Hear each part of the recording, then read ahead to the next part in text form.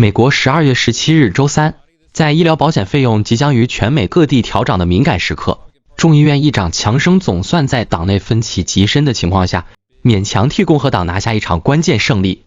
由共和党主导提出的医疗改革法案，最终以216票对211票惊险过关。除了肯塔基州众议员汤马斯·马西投下反对票外，其余共和党人全数支持，民主党则一致反对。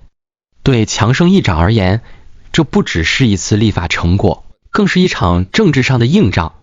要知道，过去几周，共和党党内在奥巴马健保补贴是否延长的问题上严重分裂。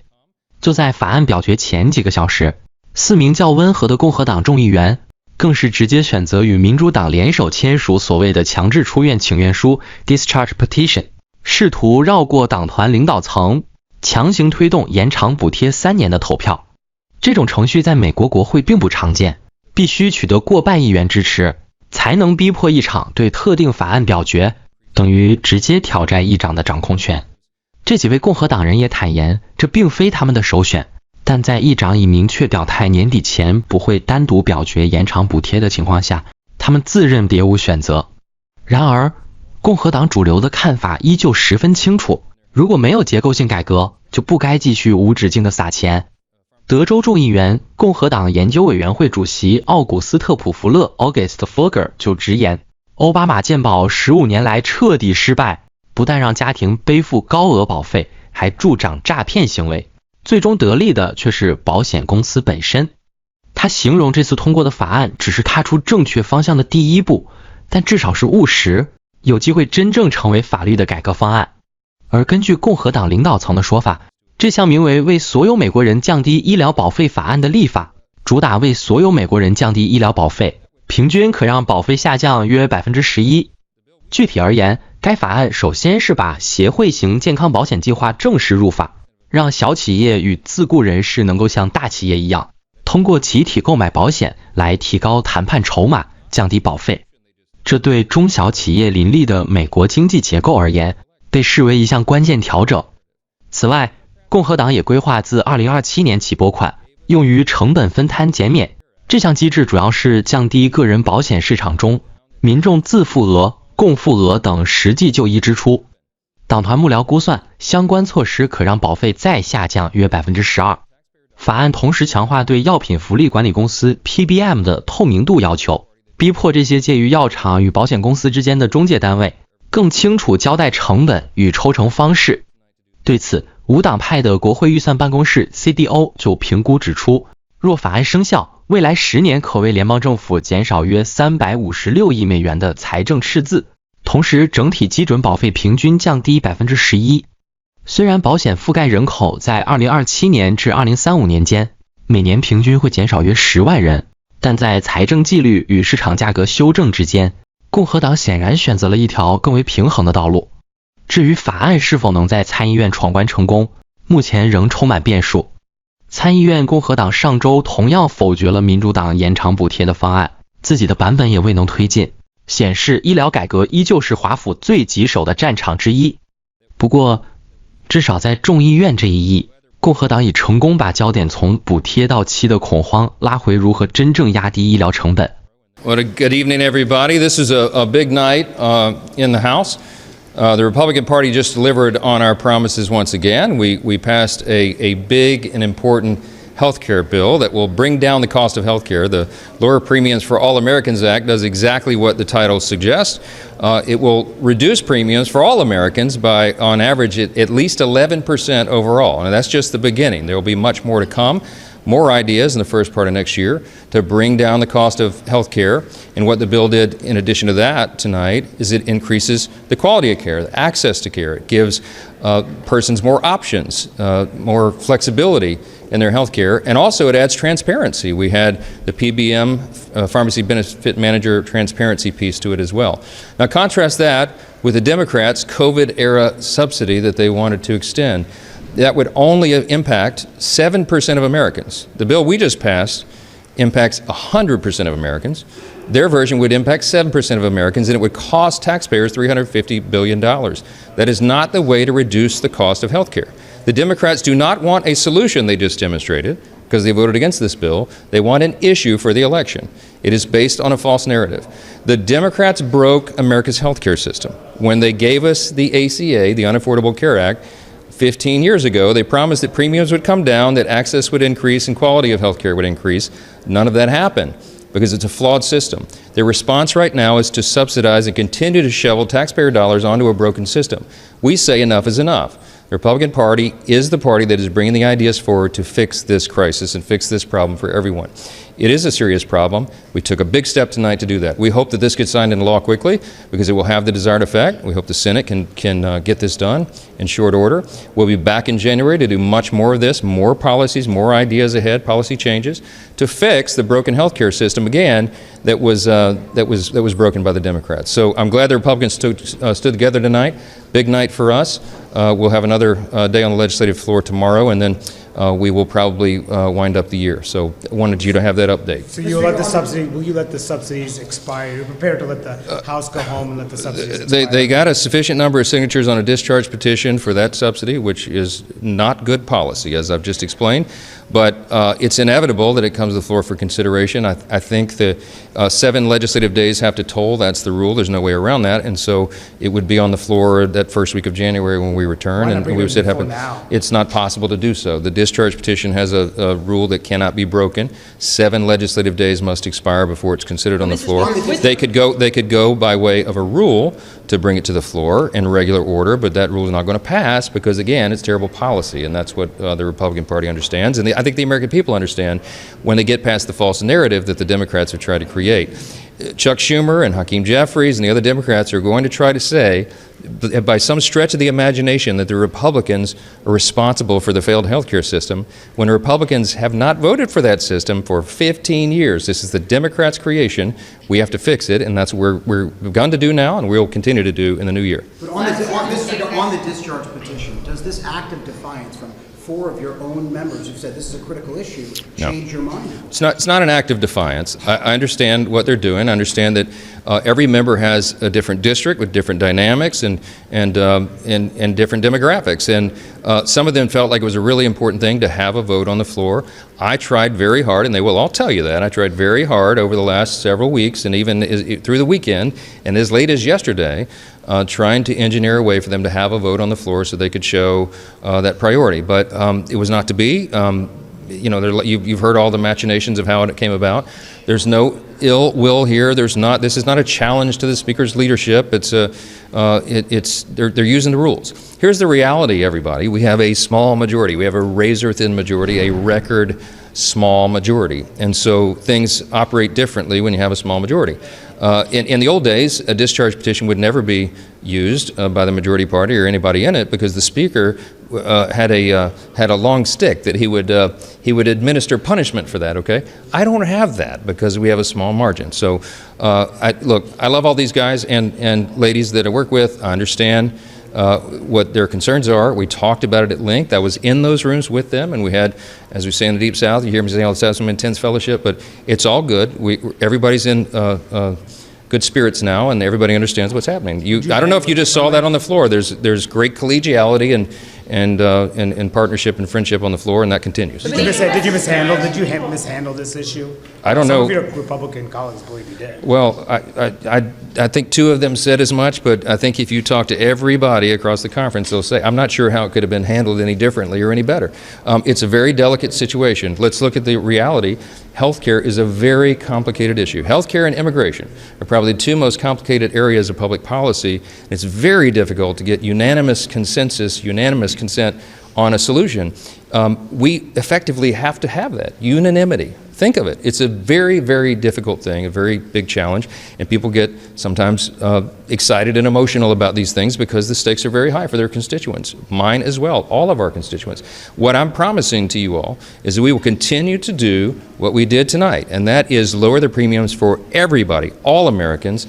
You're going to see that demonstrated, you're going to see that work continue, and everybody will be working together. Thank you all. Have a blessed Christmas. 与此同时，周三在麻州波士顿，一起涉及金额高达700万美元的食品券诈骗案，再度把社会福利如何被滥用这个老问题赤裸裸地摊在大众眼前。2名来自海地的男子被控在短短时间内，通过2家不起眼的小店，大量套领联邦政府提供给弱势家庭的食品券 SNAP 补助，手法之夸张，连执法人员都直呼离谱。根据美国联邦检察官利亚·佛利 的说法，74岁住在波士顿马塔潘的安东尼奥·伯纳赫 Antonio Bonaire， 以及21岁住在海德公园区的索尔·阿利斯梅 Saul Alice 涉嫌在 Jesula 杂货店与 Saul Marsh Smith 商店2个据点非法兑领超过700万美元的 SNAP 补助。更令人啧舌的是，他们还被指控转卖原本要捐赠给海外弱势儿童的人道救援食品，从中牟利。检方调查发现，这2家小店每月兑领的 SNAP 金额竟然高达10万到50万美元，有些月份甚至超过50万。作为对照，同一地区的一家大型全功能超市，每月 SNAP 兑领金额大约只有8万2千美元。换句话说，这些货架空荡、几乎没有正常食品库存的小店，领到的补助竟然比大型超市还多，异常程度一眼就能看出。联邦探员多次进行卧底行动，发现嫌犯直接在柜台把 SNAP 额度换成现金，甚至用食品券交换酒类，完全无视法律规定。2名嫌犯还涉嫌设立多个次要银行账户，反复转账、提领、再存回，刻意制造正常营业的假象，借此掩盖补助金真正的来源。这种手法在联邦案件中往往也会牵涉到洗钱指控。更讽刺的是，这2家店还被拍到贩售一款名为 Manna Pack 的餐包，这是非营利组织 Feed My Starving Children 制作的捐赠食品，原本专供人道救援使用，免费送给急需粮食的儿童，结果却被拿来一包卖8美元，变成不法所得的一部分。目前2名嫌犯已于周3清晨被捕，接下来将在波士顿联邦法院出庭应讯。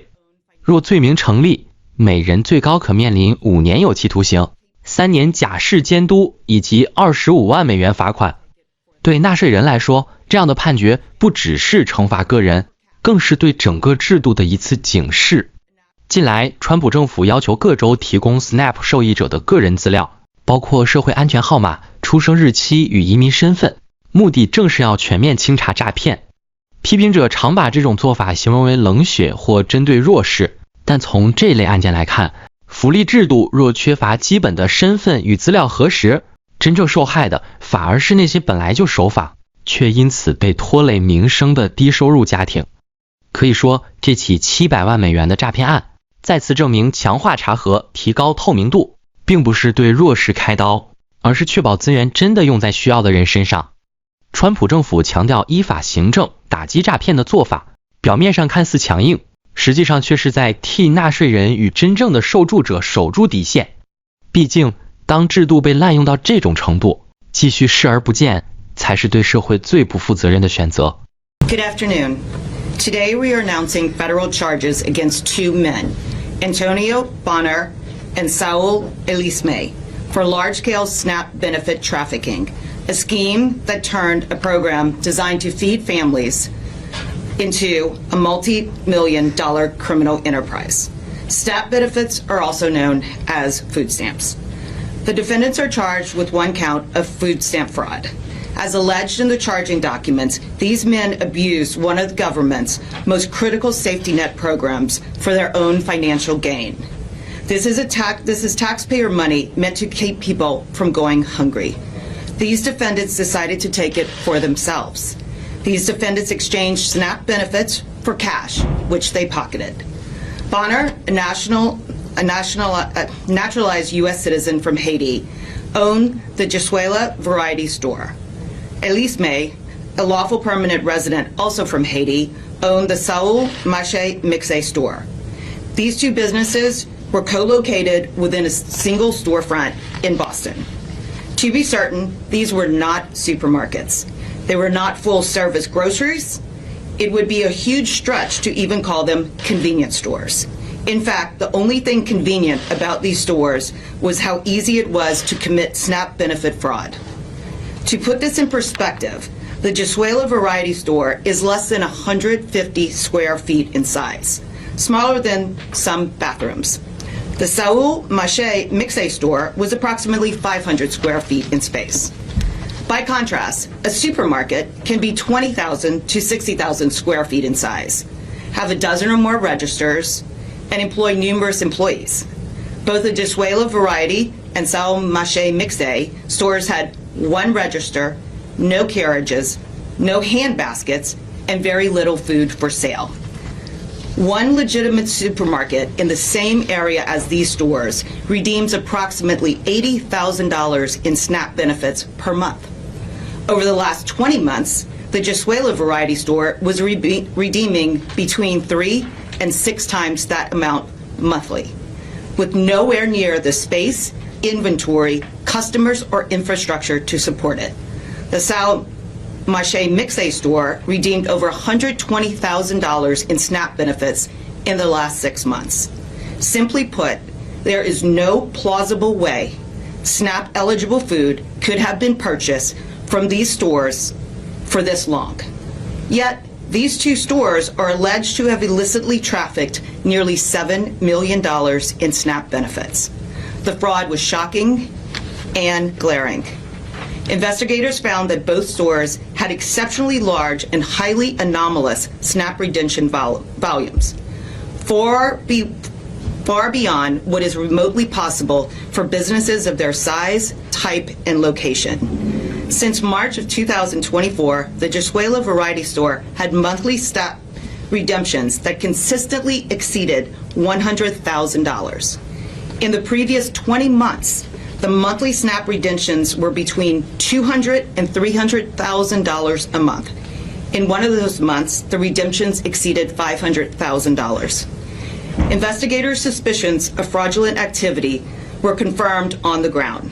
During the course of this investigation, undercover officers used EBT cards to traffic SNAP benefits for cash at both the Disuela Variety Store and the Sao Mache Mixe store.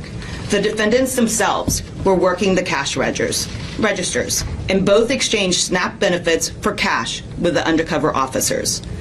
Observations made by the undercovers showed that it was just as easy for anyone with an EBT card to walk into either store and convert hundreds of dollars in SNAP benefits into cash, all tax-free. The defendants even sold liquor in exchange for SNAP benefits, an outright violation of federal law. And perhaps most disturbing, both stores sold donated food products known as Manipacks. These are meals manufactured by the nonprofit Feed My Starving Children, which are paid for entirely by charitable donations and are intended to be shipped directly to food-insecure children overseas, including children in Haiti. These products are not for sale anywhere. Yet Bonner and Elise May were selling them in their stores for nearly $10 a pack, profiting from food literally intended for starving children in disaster zones. The investigation also uncovered extensive financial manipulations. Because the stores had little legitimate inventory and almost no lawful income, the defendants relied almost entirely on USDA-funded SNAP redemptions. To conceal their fraud, they used numerous bank accounts to transfer the SNAP benefits around between the accounts they controlled to create the illusion of a legitimate business activity. They also funded certificates of deposits and hundreds of thousands of dollars in cash withdrawals to keep enough cash on hand to pay out their customers. What were missing from the financial records were the things you would expect in any real grocery store, such as charges for wholesale invoices or large purchases for food inventory. Instead, the accounts reflected round-trip transactions, cash movements, and internal transfers to launder the SNAP proceeds. This case exposes a serious breakdown in oversight. Bonner's greed and fraud had no limits. Despite redeeming millions in SNAP benefits through his store, Bonner fraudulently obtained his own EBT card. The court documents indicate that between 2022 and the present, he cashed himself out for over $10,000 in SNAP benefits. In 2025, all of those redemptions were through the Disuela Variety Store. It appears that the Massachusetts Department of Transitional Assistance conducted virtually no diligence when reviewing his application. It failed to compare Bonner's food stamp application against any record showing that he owned a business or that his store was already receiving millions of dollars of SNAP proceeds, or that he had hundreds of thousands of dollars. Failures such as these allowed fraud and illegal conduct to grow unchecked for year on end. The court documents showed that thousands of transactions have been taking place for years in large dollar amounts at stores that were not even large enough to store a fraction of the food necessary to justify these dollar amounts. And the numbers speak for themselves. $50,000 a month of fraud rapidly turned into $100,000 a month, then $200,000 a month, and at one point reached $500,000 of fraud in 1 month. Let me be clear, SNAP is the largest food assistance program in this country. It exists to feed families, not to bankroll criminals. This wasn't a paperwork error. It wasn't sloppy bookkeeping. It was a deliberate scheme to sustain. A supermarket can be 20,000 to 60,000 square feet in size. This is not right. Their storefronts were not even large enough to support a legitimate food pantry. When someone turns the equivalent of that poorly stocked inventory into a cash exchange turnstile for federal benefits, they are stealing from every taxpayer and from every family that legitimately relies on this program. Claims that existing systems are sufficient to catch SNAP fraud are simply not borne out by the evidence collected in this single investigation. On December 15th, the AP ran a story titled, "Trump Administration Focuses on SNAP Fraud," and detailing that the administration is claiming that the government's biggest food aid program is riddled with fraud. The article stated that there was, quote, little publicly available data, unquote, showing the extent of the alleged SNAP fraud, and that others who, quote, study the program were skeptical about the scale of the fraud. I would like to direct those experts to the evidence documented in today's criminal complaint. Almost $7 million in fraud allegedly committed by 2 individuals. This was not a sophisticated fraud scheme, and it didn't have to be because the lack of oversight was all that was needed to allow it to happen. This alleged fraud happened here in Massachusetts under the current system. It only involved 2 individuals, and it resulted in millions of dollars in losses. This investigation is just the start. This office will continue to work with federal partners to identify, investigate, and prosecute SNAP trafficking, no matter how long it's been going on or how much money is involved. The Trump administration has made it clear that it will not tolerate SNAP benefit fraud, and it will criminally prosecute those who are engaging in the alleged fraud that was exposed in today's criminal complaint. The administration has requested assistance from all states, including the Commonwealth, that receive federal SNAP funding to provide data on SNAP recipients to identify fraud. Some states have complied with that request, others have not. Monday's AP article mentioned that Democratic-led states, including Massachusetts, refused to turn over to the USDA data on its SNAP recipients, arguing that doing so would violate recipients' privacy, and claiming that the states already have systems in place for wrongdoing. Really?